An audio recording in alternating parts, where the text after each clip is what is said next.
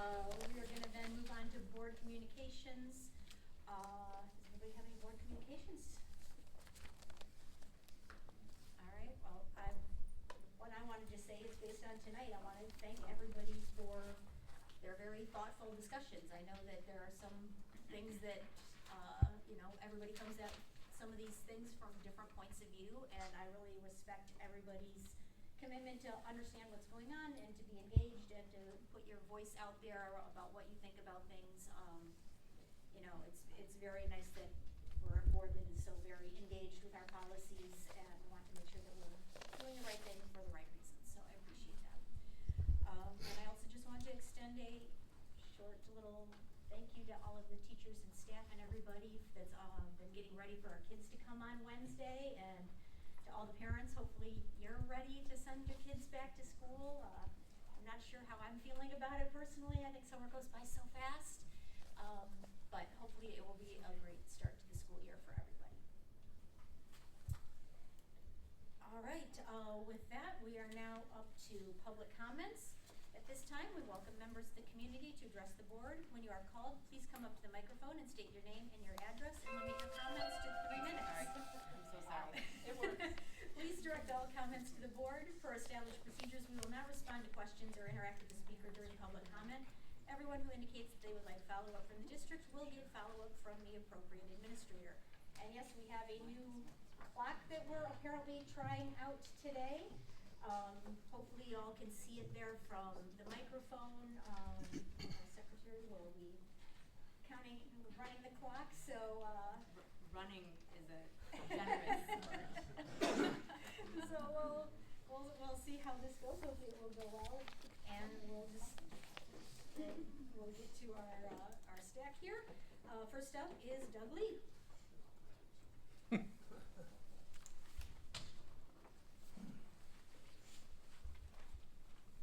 I'm not going to use the mic because it's still going on and off, and you guys can hear me. So for 30 years that I know of, and I can't vouch for before that, but public comment was up front. It only changed in the recent years, okay? Interesting enough, majority of this board knew full well that public comment was up front, or they have complete amnesia, and so a lie was told, and I'd like to correct a lie, okay? We do have precedent, though, that public comment does happen up front on occasion. We just had one, which nobody seemed to remember that one, when we talked and debated the cell tower. We made a special provision, public comment happened. It's obvious this board does not want to listen to the public. But let me share with you some things of the past. COVID protocol. We must follow the experts. This board, the majority of this board, created 2 years learning loss of our students and take no responsibility of that, and still not learn. The decision you made today will cause more students to read 4 skills. We are on a decline, and you will not accept why we're on a decline. The reason we're on a decline is because parents do not have the confidence that their kids will be safe. They're choosing to go private schools, parochial schools, and we are losing enrollment every single year for 10 years. The decision you made tonight will cause more parents to leave, and you did it again. You will cause our enrollment to go down. And you take no responsibility for that because you guys know everything. And on top of that, you lied to us. Thank you. It's going to be a little tricky because my microphone keeps cutting in and out, so sometimes you might not be able to hear me. Steve Kenyon. I'll pass. Okay, thank you. Art Howell.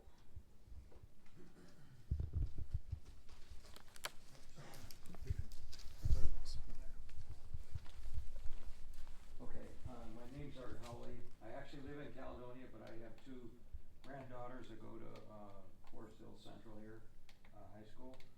And actually my son-in-law is a teacher in the system. I'm going to keep this pretty simple. We're all created and born as male and female. And we all have, and of course we've got obvious physical differences. I'm a mechanical engineer, and we commonly label parts that fit together, as male and female. An example is pipe fittings, male and female pipe fittings.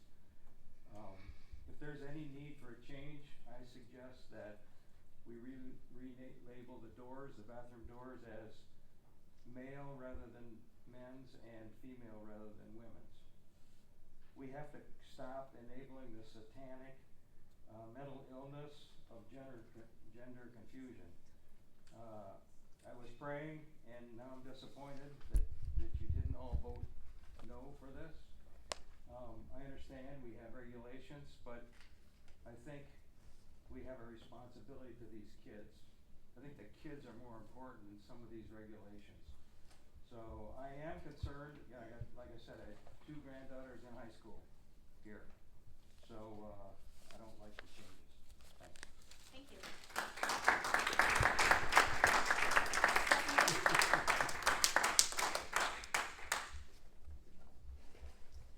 I know. My name is Stephanie Boone. I live at 2205 Knoll Point Drive.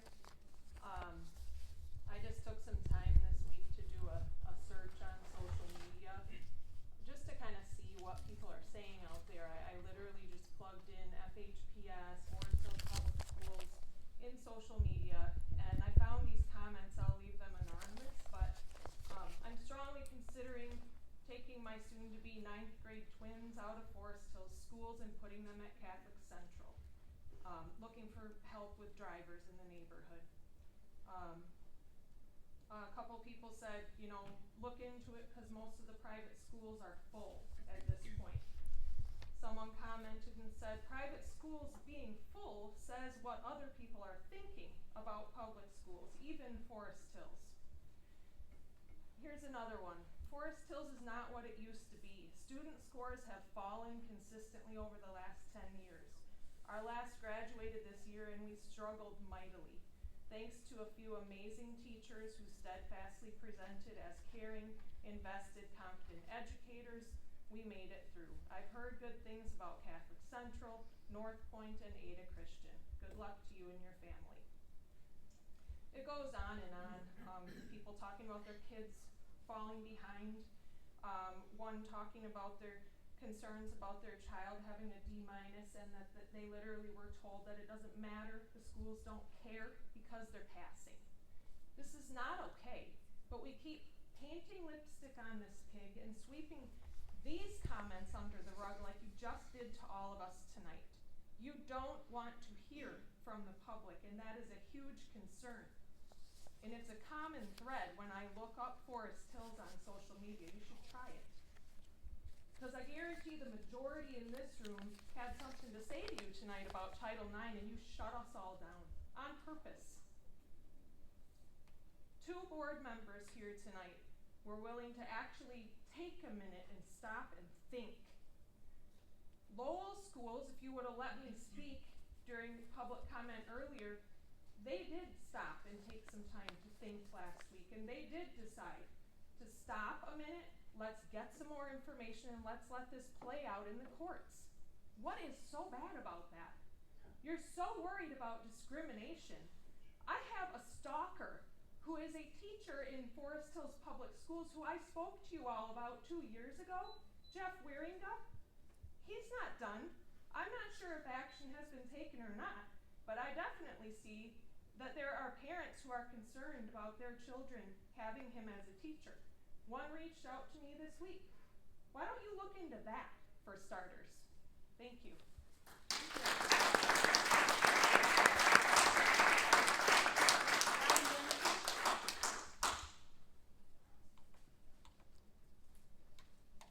Robin Vanderjet, Cascade Township.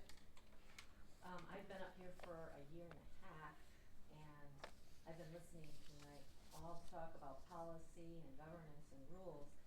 And I didn't know about all that a year and a half ago when I brought to your attention a book that's on our shelves. We're supposed to be concerned about our neighbor, and this book from cover to cover, page to page, refers to our black neighbors as niggers and coons. It has so many incidents of adult males, adult females engaging in oral, anal, vaginal sex with underage, prepubescent children, including those in diapers. And I thought I was just going to be able to describe that to you, and I'd get somebody to think about getting rid of that book off our bookshelves, because 14-year-olds can read all this. But I was told, nope, that's not the policy. We have policy in place, book reconsideration. You have to submit a form, which I did. I submitted it last June, and I got a telephone call from the assistant superintendent, Scott Hague, who'd been kind of coaching me, telling me what the policy was, how I would go about, getting the form. And then I submitted it the last board meeting. I got a call saying that could I please hold off because all the teachers were gone and they'd have to call them back, pay them more money. Could I wait till September? And that was not a problem with me because I had waited ever since December whenever I first brought it up. Come September, I was shocked when I was told that I was banned from having the book reviewed. And evidently there was a new policy. I'm assuming maybe it was the board, maybe it was through law. I don't know who, but it was after I had followed all the rules that I was given to have the book reviewed. So that made me lose a little trust. And then I found out that our interim superintendent was given an $11,000 bonus, so it made me question if they can spend $11,000 to give her money past her contract, why couldn't they have called the school teachers back, to review this book. So I'm really here because all my nieces and nephews are in this district, and I'm very concerned about their safety. So I did get a few responses from people I got on the board when I asked about the appropriateness of this material, and Kristen Covell said she's read the book twice and found its content disturbing, as is the author's intention, but that parents and guardians should set the parameters for what books their children to read, but they don't know. No one on this board knows what books are in our library. There's just no way. There's thousands of them. So it's kind of like relieving yourselves of the responsibility, and that's all I have to say. Thank you. Thank you. Next, Chris.